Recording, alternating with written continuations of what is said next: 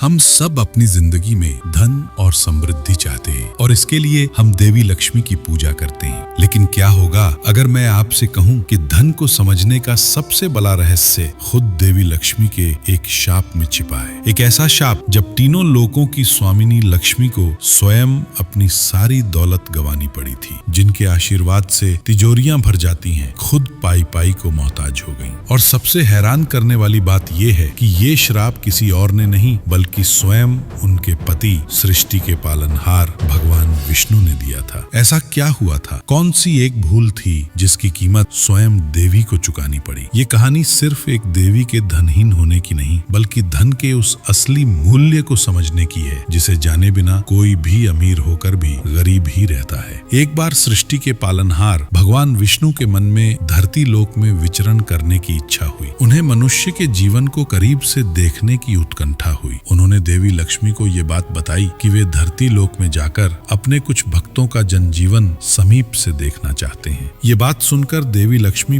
बहुत उत्साहित हुई। उन्होंने भी विष्णु जी के साथ धरती पर भ्रमण करने की इच्छा जताई। भगवान विष्णु ने धरती पर आने से पहले माता लक्ष्मी से एक बात कही कि लक्ष्मी, एक बात याद रखना, हम चाहे कहीं भी जाएं, तुम्हें उत्तर दिशा में नहीं देखना है। और वे प्रकृति को दूर से ही निहारेंगी। और उन्होंने लक्ष्मी जी को किसी भी चीज को स्पर्श करने से भी मना किया। देवी लक्ष्मी ने विष्णु जी की बात सुनकर स्वीकृति दी और धरती लोक पर उनके साथ आ गईं। जब वे दोनों पृथ्वी पर उतरे तो मौसम बसंत का था। चारों ओर हरियाली छाई हुई थी। खेत हरे भरे थे और उनमें फसलें लहलहा रही थीं। देवी लक्ष्मी ने जब पृथ्वी लोक पर हरियाली को देखा तो वे बहुत प्रसन्न हो गईं। एक दोपहर अपनी यात्रा के दौरान वे एक छोटे से गांव से गुजर रहे थे। वहां एक ऐसा बगीचा था जिसने माता लक्ष्मी का ध्यान अपनी ओर खींच लिया। ये रत्नाकर नाम के एक माली का बगीचा था जहाँ पर उन्हें गुलाब उगे हुए दिखाई दिए। उनके रंग इतने गहरे, इतने जीवंत थे कि स्वर्ग के सबसे सुंदर, सबसे सुगंधित फूल भी उनके सामने फीके लगने लगे। उनकी पंखुड़ियों पर ओस की बूंदें मोतियों सी चमक रही थीं और उनकी सुगंध हवा में दूर दूर तक फैल रही थी। इतने प्यारे और सुंदर गुलाब देखकर लक्ष्मी जी मंत्रमुग्ध हो गई। उनके मन में एक विचार कौंधा, काश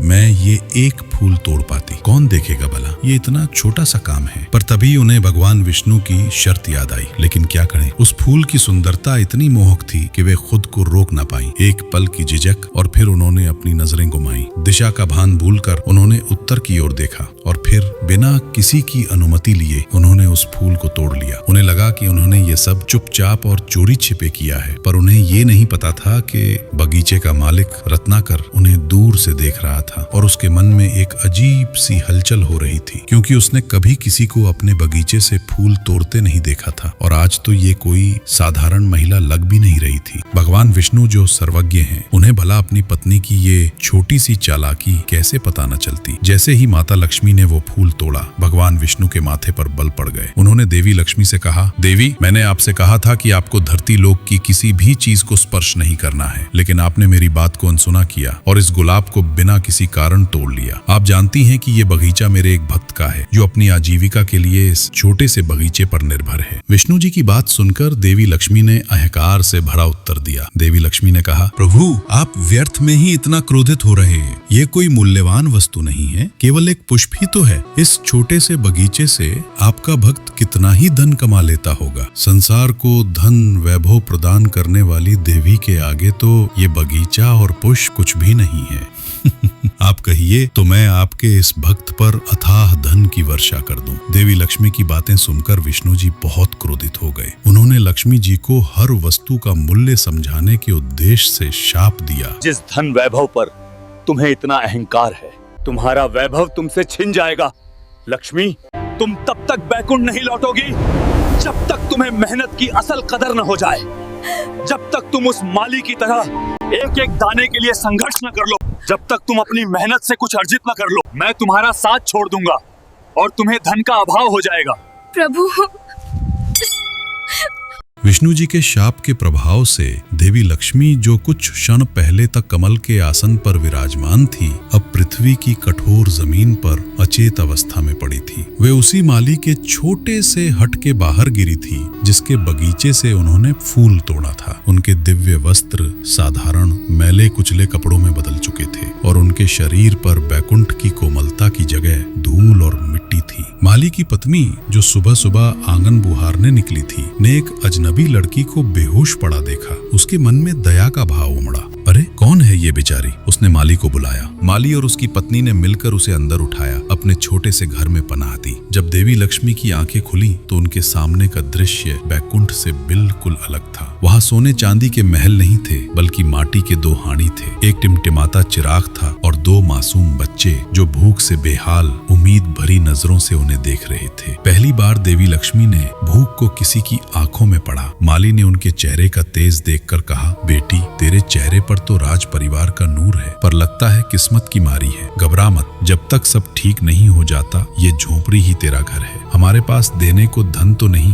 पर सहारा जरूर है। लक्ष्मी की आंखों में आंसू भर आए, पर ये बैकुंठ के मोती जैसे आंसू नहीं थे। उनमें एक अनजाना दर्द था। उन्होंने अपनी शक्ति को महसूस करने की कोशिश की, पर अंदर सब कुछ खाली था। वो बस इतना कह पाई, मेरा नाम लक्ष्मी है, मेरे पास कुछ भी नहीं है और मुझे नहीं पता मैं कहां से आई हूँ। बैकुंठ की देवी अब धरती पर एक बेसहारा अजनबी लड़की थी और तभी उनके पेट में एक ऐसी ऐंठन उठी, एक ऐसी जलन महसूस हुई जिसे उन्होंने पहले कभी नहीं जाना था। ये भूख थी। माली के घर का जीवन देवी लक्ष्मी के लिए एक बिल्कुल नया अनुभव था। यहाँ लोग एक दिन में 2 वक्त की रोटी भी बड़ी मुश्किल से जुटा पाते थे। उन्होंने देखा कि माली सुबह 4 बजे ही उठ जाता था, जब आसमान में तारे अभी भी चमक रहे होते थे। वो ठंडी हवा में खेतों की ओर निकलता, दिन भर मिट्टी में हाथ पैर गंदे करता। दोपहर तक वो अपने गुलाबों की कलियां तोड़ता, उन्हें सावधानी से सहेजता और फिर बाजार की ओर निकल पड़ता। कभी कभी उसके सारे फूल बिक जाते और उस दिन घर में चावल और दाल बनती, लेकिन कई बार जब फूल नहीं बिकते तो उन्हें खाली पेट ही सोना पड़ता था।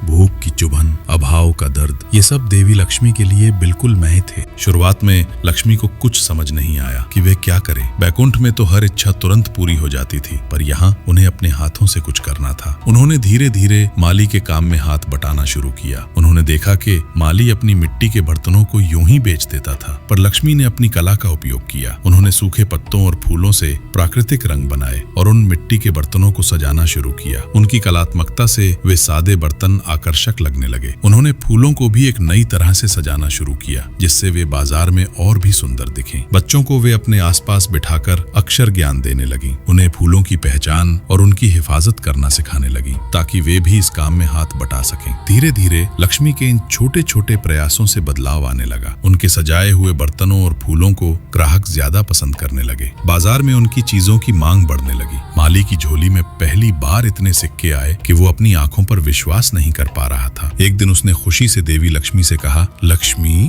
बिटिया, तेरे आने से कुछ तो बदलाव आया है, हमारा भाग्य ही बदल गया है। देवी लक्ष्मी ने यह सुनकर मन ही मन मुस्कुराई। समय पंखों पर उड़ता रहा। 3 साल पूरे होने वाले थे और इन 3 सालों में देवी लक्ष्मी, जो कभी बैकुंठ की स्वामिनी थी, अब इस गांव की लक्ष्मियां बन चुकी थी। गांव वाले उन्हें एक गरीब परिवार की बेटी के रूप में जानते थे। उन्होंने अपने हाथों से मिट्टी को सोना बनाना सीख लिया था और अपनी विनम्रता से सबके दिलों में जगह बना ली थी। उनके चेहरे पर अब बैकुंठ का घमंड नहीं, बल्कि धरती की मेहनत से उपजा तेज था। एक दिन माली ने अपनी छोटी सी बचत का एक थैला निकाला। उसमें कुछ सिक्के और कुछ नोट थे, जो उसने बड़ी मुश्किल से बचाए थे। उसकी आंखें नम थीं, पर उसके मुख पर संतोष का भाव था। उसने लक्ष्मी की ओर देखा और कहा, लक्ष्मी बिटिया, तूने हमें उबारा है, हमें इस गरीबी के दलदल से निकाला है। अब तू इतनी समझदार और आत्मनिर्भर हो गई है। हमारी इच्छा है कि तू अपने घर वापस चली जाए, जहाँ तू खुश रह सके। देवी लक्ष्मी की आंखें भी नम हो गईं। उनके सामने बैकुंठ की यादें कौंध गईं। उन्होंने माली के हाथों को अपने हाथों में लिया और कहा, बाबा, मेरा असली घर तो अब तुम्हारा यही हट है, यही झोंपड़ी है। यही मैंने सीखा है कि धन से बड़ा धनवान मेहनत है और संतोष से बड़ा कोई ऐश्वर्य नहीं। उनके शब्दों में एक गहरी समझ थी, एक ऐसा ज्ञान जो उन्हें बैकुंठ में कभी नहीं मिल पाता। उन्होंने अब धन के साथ साथ रिश्तों और मानवीय मूल्यों की कीमत भी समझ ली थी। उसी रात जब पूरा गांव गहरी नींद में सोया हुआ था, भगवान विष्णु प्रकट हुए। उनके मुख पर अब वो क्रोध नहीं था, बल्कि एक शांत और प्रेम पूर्ण मुस्कान थी। देवी लक्ष्मी ने उन्हें देखा और उनके सिर श्रद्धा से झुक गए। उनकी आंखों में अब अहंकार की जगह विनम्रता और ज्ञान का प्रकाश था। विष्णु जी ने मुस्कुराकर कहा, अब समझ आया लक्ष्मी, अब तुम्हें धन की असली कीमत समझ में आई। देवी लक्ष्मी ने जवाब दिया, हाँ प्रभु, अब मुझे ये भली भांति समझ में आ गया है। धन तो बस हथेली की लकीर है, आता है और चला जाता है। ये उतना टिकाऊ नहीं होता, पर मेहनत की लकीर प्रभु, वो तो हथेली को भी पार कर जाती है। भगवान विष्णु ने प्रेम से हाथ बढ़ाया और बैकुंठ का रास्ता फिर से खुल गया। देवी लक्ष्मी, जो अब एक नई समझ के साथ परिपूर्ण थीं, अपने दिव्य स्वरूप में वापस आ गईं। पर उनके हृदय में धरती पर बिताए उन सालों की अनमोल सीख हमेशा के लिए बस गई थी। माली परिवार अपने हट में गहरी नींद में सोया रहा। उन्हें पता भी नहीं चला कि उनके घर में कौन आया था और कौन चला गया। सुबह जब उनकी आंखें खुली तो हट के बीचों बीच सोने के सिक्कों से भरा एक घड़ा चमक रहा था और उसके बगल में एक ऐसा गुलाब पड़ा था जिसकी पंखुड़ियां अलौकिक रूप से चमक रही थीं। तो दोस्तों, अगर ये कहानी आपके दिल को थोड़ी सी भी छू गई हो, अगर इसने आपको सोचने पर मजबूर किया हो, तो मुझे जरूर बताना। और हाँ, इस कहानी को उन दोस्तों के साथ जरूर शेयर करना जो अक्सर कहते हैं कि पैसा तो बस भाग्य से आता है, कर्म से नहीं। उन्हें भी तो पता चले कि किस्मत भी मेहनत के आगे झुक जाती है। मिलते हैं अगली कहानी में। तब तक कमाते रहिए, सीखते रहिए और संतोष के साथ जीते रहिए। जय मां लक्ष्मी।